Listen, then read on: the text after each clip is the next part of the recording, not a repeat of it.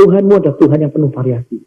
Tuhanmu akan punya cara yang lebih luar biasa, yang tidak pernah masuk di akal. Contohnya pada waktu anak saya yang pertama, itu buta.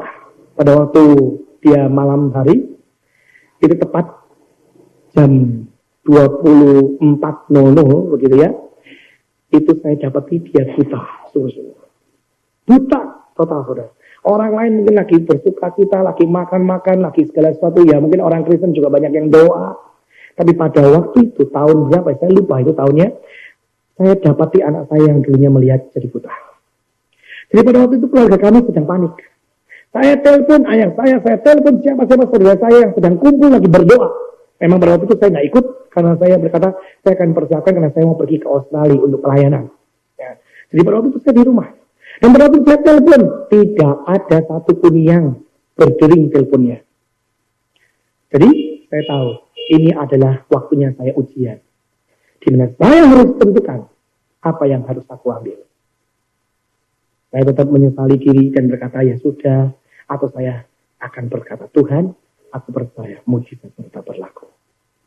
Menurut orang dunia saya berkata, saya ceritakan, orang dunia ini berkata, kamu gila. Harusnya kamu dapat anak seperti itu, langsung lari ke rumah sakit. Karena apa? Itu sumbernya atau akarnya dari panah, dari step, saudara. Ya, seharusnya cepat ke rumah sakit untuk diadakan satu pertolongan pertama. Bukankah ada yang namanya selalu dokter jaga, biarpun tanggal segitu? Ya. Tapi saya berkata, saya punya Tuhan yang lebih daripada dokter. Jadi pada waktu itu saya berdoa, Tuhan apa yang harus kami lakukan? Dan Tuhan berkata seperti ini. Saat ini, aku datang ke dalam dunia, bukan untuk membuat orang menderita. Tapi aku datang ke dalam dunia, membawa kelepasan dan kesembuhan. Dan saya berkata, amin Tuhan. Tapi apa yang harus lakukan? Tuhan berkata, katakan, perintahkan 7 kali anak ini untuk melihat, maka anaknya akan melihat lagi. Waduh saudara, saya bilang sama istri saya begini, Mah, yuk kita kumpulkan, masa iman berdua dikumpulkan jadi satu, tidak ada sebiji sesawi saja. Saudara tahu? Sudah pernah lihat biji sesawi? Ya, kecil sekali. Adiknya Pak Steve ini dulu pernah bawa. Ya, ke saya ditunjukin, kecil sekali saudara. Dan saya bilang gini, aduh yang kecil begini saja kok kita tidak bisa. Saya itu, Pak Steve bawa itu biji sesawi ya. Jadi nanti kalau pulang sini mau lihat kan gitu ya. Kecil sekali gitu. Jadi masa iman juga tidak nyampe gitu ya. Yang iman kecil gitu. Nah, saya bilang sama saya, ayo kita sama-sama. Jadi saya pada itu gandengan. Ya, gandengan yang kita berdoa, Tuhan, kami percaya di dalam nama Yesus. Lihat. Saya lihat, belum lihat ya, masih gelap. Wah, saudara. Terus aku harus ngomong gini, kan aku kasih tahu 7 kali, baru sekali kok. Ya, saya perintahkan yang kedua, dalam nama Yesus, melihat. Belum. Yang ketiga, melihat. Belum, saudara.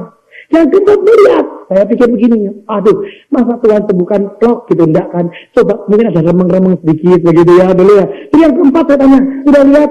Belum. Aduh, Tuhan, belum ya. Tapi belum. Ya, disuruhnya 7 kali kok. Betul nggak, saudara?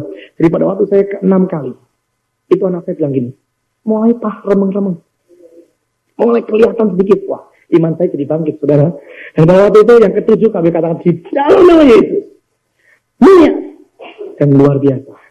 Pada waktu selesai yang ke-7, matanya seperti ada selaput yang gugur. Dan dia melihat 100%.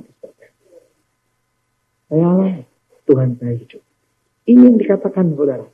Bahwa, sudahlah, jangan pakai teori dunia. Coba, belajar dengan teori surga. Ya, tapi tidak saya katakan bahwa saudara, sesudah ini tuh langsung ngomong sama anak-anakmu, sudah ya, nggak usah belajar lagi. Sudah, nggak usah belajar. Ya, teori dunia nggak berlaku. Bukan, saudara. Tapi kita harus mengerti. Di atas segala-galanya itu ada yang namanya surga. Yang punya adat, punya tata krama, punya segala sesuatu lebih daripada manusia di bumi ini. Dan kalau dia berfirman, semuanya akan jadi. Tinggal kita mau merespon atau tidak. Ini saudara. Banyak kali Tuhan berfirman, tapi kita tidak memberi respon.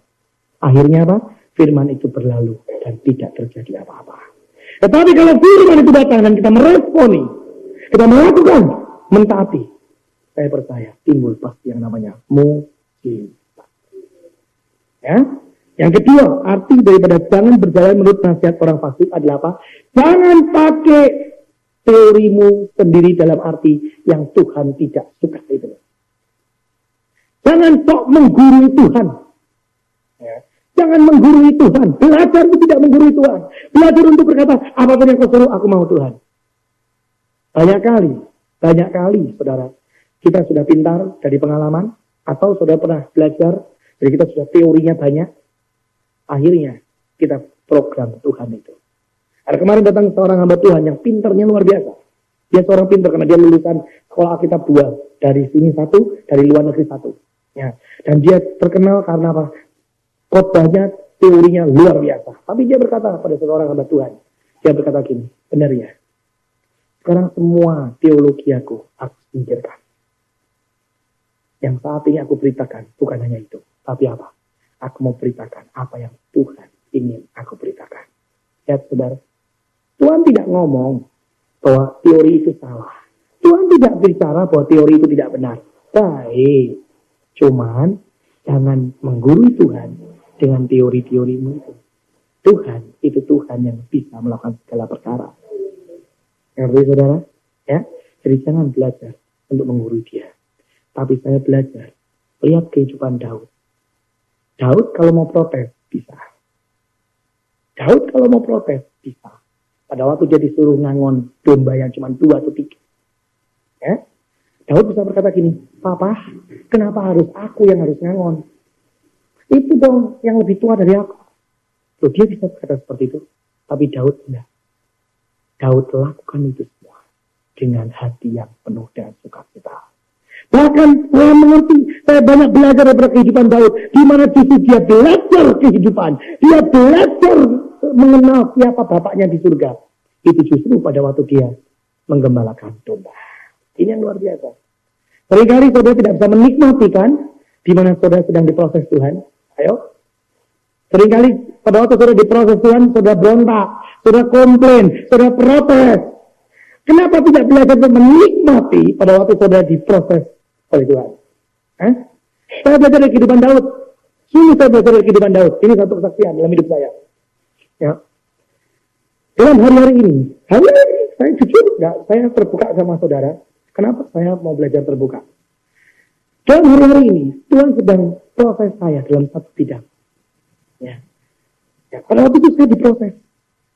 Tuhan berkata gini, aku tahu apa yang kau inginkan. Aku tahu apa yang kau sedang butuhkan sekarang. Tapi aku tidak mau ngurusi itu. Loh, itu loh saudara. Saya sampai Tuhan, kau tahu kan aku butuh. Ya. Tapi Tuhan bilang, aku nggak mau ngurusi itu dulu. Aku mau ngurusi karaktermu dulu. Dan saya katakan, saya harus belajar dari kehidupan Daud. Jadi jangan saudara pikir bahwa apa semua keinginan kita itu pasti akan Tuhan berikan. Belum tentu saudara. Kenapa?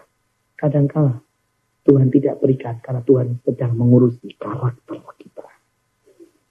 Ya saudara.